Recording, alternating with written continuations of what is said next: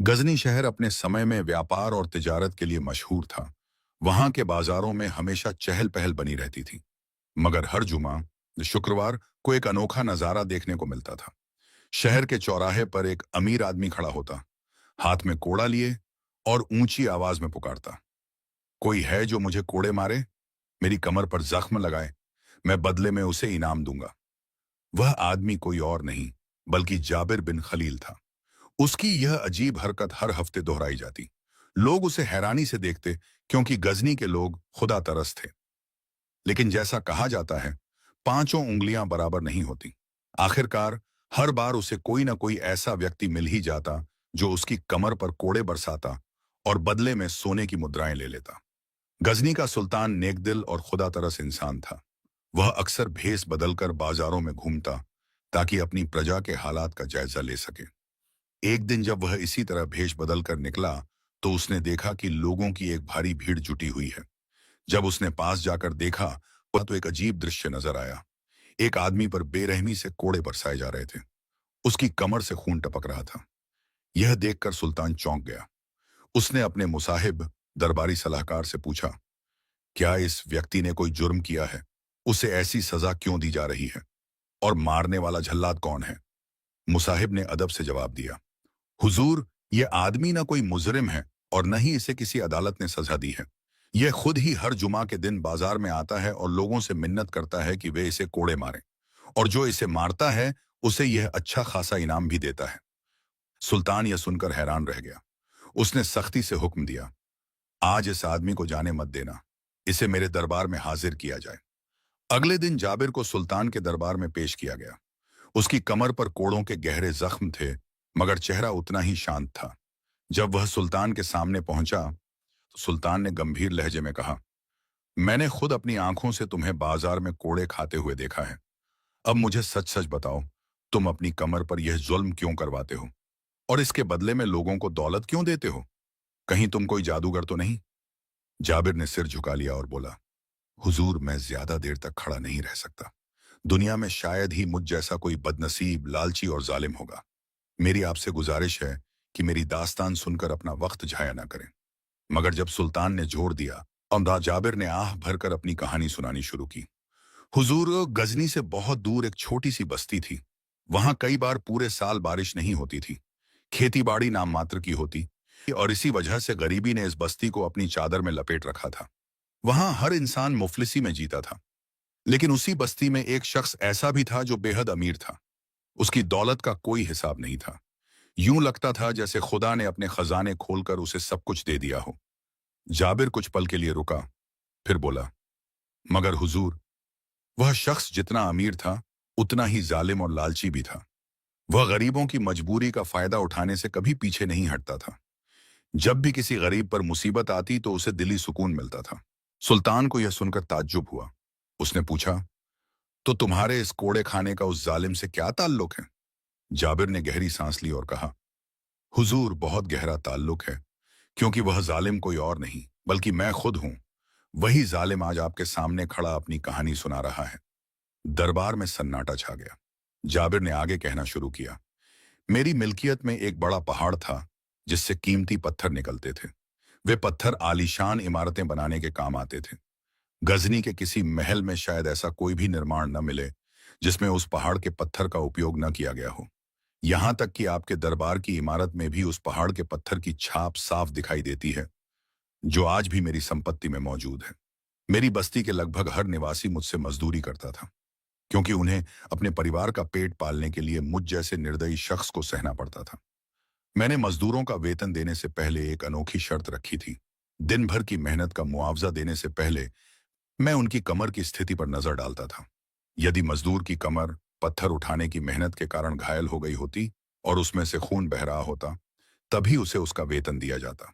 शाम होते ही गरीब मजदूर कतार में खड़े होकर अपने कमर के कपड़े हटाकर दिखाते थे, ताकि उनके चोट और खून के निशान सबके सामने आ जाएं। जिस मजदूर की कमर पर चोट और खून का प्रमाण मिल जाता, उसे उसी दिन का वेतन प्रदान कर दिया जाता था। इस तरह उस दिन मजदूर का दर्द कुछ कम हो जाता, और उसे यह संतोष होता कि उसके परिवार को आज कुछ खाने को जरूर मिल जाएगा। मेरी अति प्रिय लालच ने मेरे मन में यह सोच बैठा दी थी कि मैं एक क्रूर और निर्दयी शख्स बन चुका हूं। मेरे पास पैसे की कोई कमी नहीं थी और खुदा ने मुझे संतानों की नेमत से भी नवाजा था। ऐसा माना जाता है कि जब किसी के अपने बच्चे हों तो दया का भाव भी जता है, परंतु मेरे बेटे के जन्म से भी मेरे अंदर जमा अन्याय की परत नहीं उठ रही। मेरा बेटा अभी छोटा था, पर मुझे हमेशा लगता था कि वह मेरी क्रूर नीतियों को मंजूर नहीं करता। इसी डर के कारण मैं उसकी निगाह में देखने से भी बचता था। इसलिए मैंने फैसला किया कि पढ़ाई के बहाने अपने बेटे को शहर भेज दूं, ताकि मुझे उसकी नजरों का सामना न करना पड़े। मेरा बेटा एक मदरसे में पढ़ाई करने चला गया और मेरे क्रूर कर्मों में कई साल बीत गए। कई बार ऐसा भी हुआ कि पहाड़ों पर काम करते वक्त मजदूरों में से कोई किसी दुर्घटना के कारण गंभीर रूप से घायल हो जाता।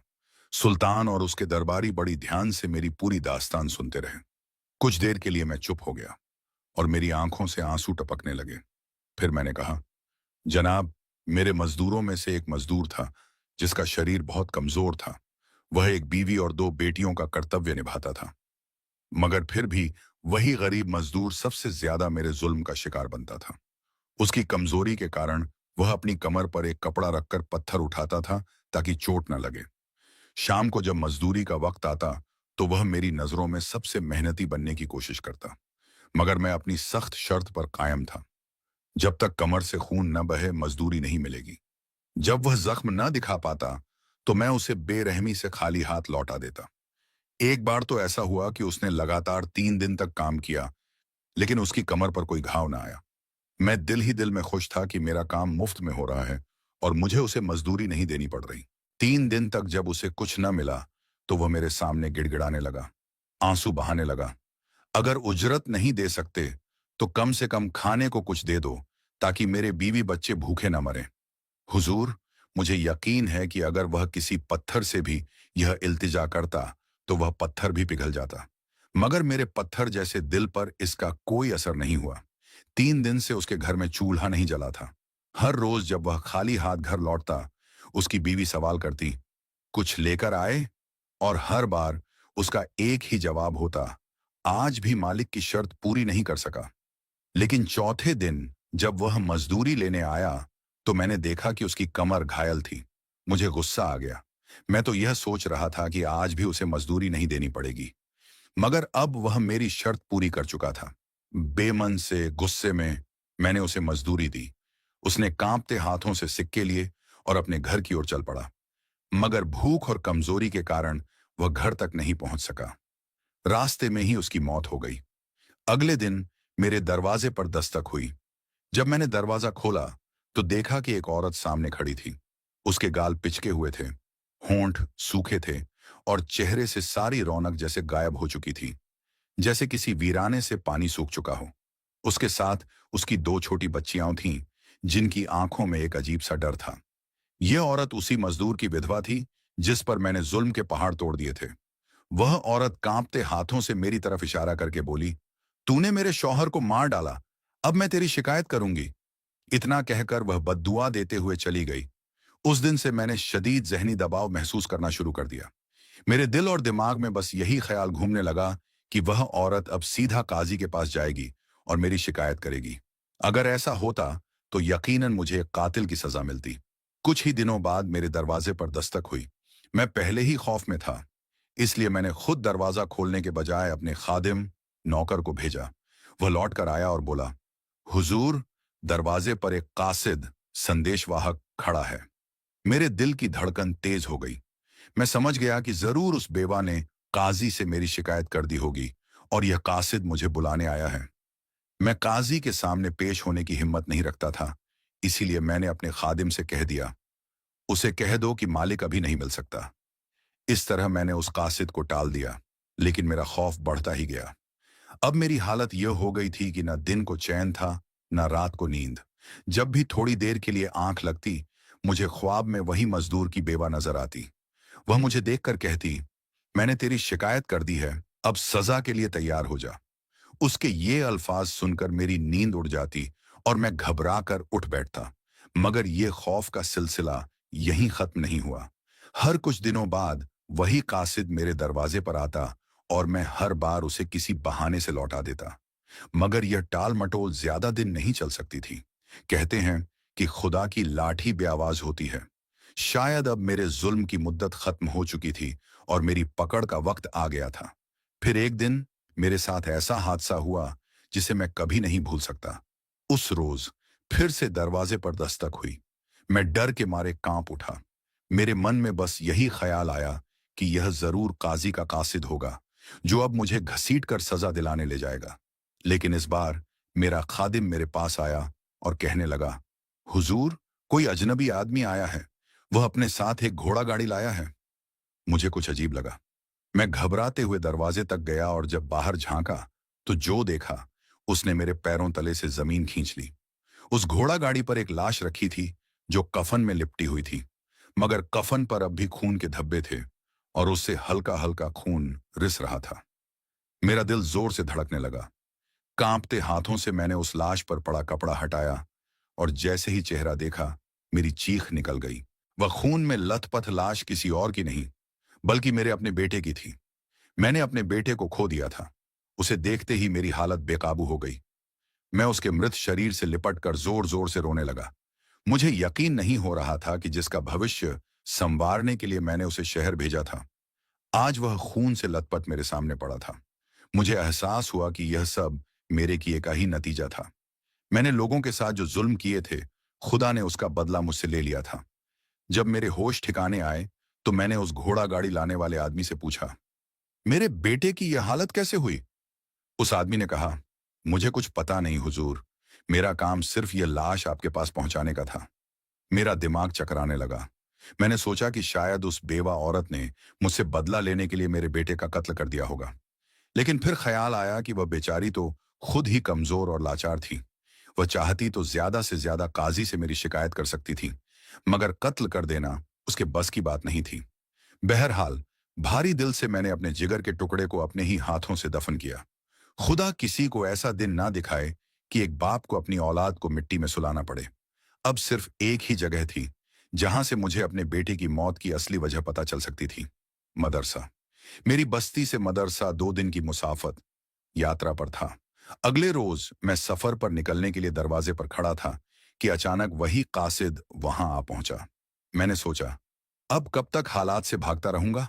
मेरा बेटा भी चला गया। अब कुछ भी बुरा हो, फर्क नहीं पड़ता। मैंने कासिद से कहा, लाओ, वह खत मुझे दो। उसने खत आगे बढ़ाया और मैं कांपते हाथों से उसे खोलकर पढ़ने लगा। जाबिर की हिचकियां बंध गईं। वह जोर जोर से रोने लगा। सुल्तान ने उसके कंधे पर हाथ रखा, जिससे जाबिर ने किसी तरह अपने आंसू रोके और दोबारा अपनी दास्तान बयान करने लगा। हुजूर, मैं अब भी यही समझ रहा था कि यह खत काजी की तरफ से बुलावे का पैगाम होगा, मगर जब मैंने खत पढ़ना शुरू किया तो मुझ पर ऐसा सदमा टूटा जिसे मैं बयान नहीं कर सकता। उस खत में लिखा था, अब्बा जान, मैं चंद दिनों से बहुत बीमार हूं। मुझे एक अजीब बीमारी ने आ घेरा है। सुबह के वक्त मेरी कमर पर खून से भरे फोड़े निकल आते हैं और शाम को उनके फटने पर खून रिसने लगता है। अब्बा जान, मैं शदीद तकलीफ में हूं। मैं आपके पास आकर इस बीमारी का इलाज करवाना चाहता हूं, या फिर आप ही पहली फुर्सत में मेरे पास आ जाएं। मैं उम्मीद करता हूं कि यह खत आपको जल्द से जल्द मिलेगा और मेरा यह इंतजार खत्म हो जाएगा। हुजूर, अब आपको मालूम हो गया होगा कि वह खत दरअसल मेरे बेटे का था। वह कहां से 10 दिनों तक मेरे दरवाजे पर आता रहा और मैं अपनी नादानी में यही समझता रहा कि यह उस बेवा औरत की शिकायत लेकर आया है। मगर अब मुझे यकीन है कि उस मजलूम बेवा ने काजी से नहीं, बल्कि खुदा से शिकायत की थी, जो सबसे बड़ा इंसाफ करने वाला है। मैं गजनी के काजी से भाग सकता था, मगर उस खुदा की पकड़ से कैसे भागता जो पूरी कायनात का मालिक है। अब मुझे अपने गुनाह एक एक करके याद आने लगे। जिस गरीब मजदूर के जिस्म से खून निकलता देखकर मैं खुश होता था, उसी की बद्दुआ ने मेरा यह हाल कर दिया कि मेरे बेटे का भेजा हुआ खत भी मुझ तक वक्त पर नहीं पहुंच सका। हुजूर, वह दिन था और आज का दिन है। मैं गजनी की गलियों में इबरत सबक बनकर फिर रहा हूं। मैं लालच और जुल्म के अंधे कुएं में गिरा हुआ एक ऐसा हैवान बन चुका था कि गरीबों की जख्मी कमर देखकर मुझे सुकून मिलता था। कमजोरों के जिस्म से खून बहता देख मैं खुश होता था। मगर आज मेरी हालत यह हो गई है कि जब तक अपनी ही कमर से खून बहते ना देख लूं, मुझे चैन नहीं आता।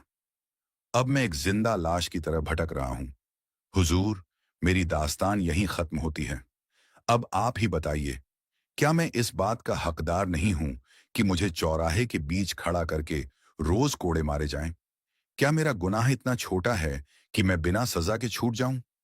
जाबिर की दर्दनाक दास्तान सुनकर पूरा दरबार सन्नाटे में था। किसी के चेहरे पर आंसू थे, तो किसी के चेहरे पर गुस्से की लाली। सबकी नजरें सुल्तान की तरफ थीं कि अब वह क्या फैसला सुनाएगा। सुल्तान ने गहरी सांस ली और जाबिर की ओर देखते हुए कहा, जाबिर, तुम्हारी दास्तान वाकई इबरत से भरी हुई है। तुमने जो जुल्म किए, उसकी सजा तुम्हें इसी दुनिया में मिल चुकी है। रही बात आखिर तक की, तो वह तुम्हारा और खुदा का मामला है। लेकिन याद रखो, खुदा यह नहीं चाहता कि इंसान अपनी ही जान पर जुल्म करे। अगर तुम सच में सुकून पाना चाहते हो, तो अपनी दौलत को गरीबों और मजलूमों की भलाई में खर्च करो। जिस लालच ने तुम्हें इस मुकाम पर पहुंचाया, वही दौलत अब तुम्हारी तौबा का जरिया बन सकती है। बेशक खुदा बड़ा मेहरबान है और सच्चे दिल से की गई तौबा को कबूल करने वाला है। यह कहानी आपको कैसी लगी, कमेंट करके अपनी राय जरूर दें। उम्मीद है यह कहानी आपको बहुत पसंद आई होगी। यदि वीडियो पसंद आई हो, तो वीडियो को लाइक और चैनल को सब्सक्राइब जरूर करना।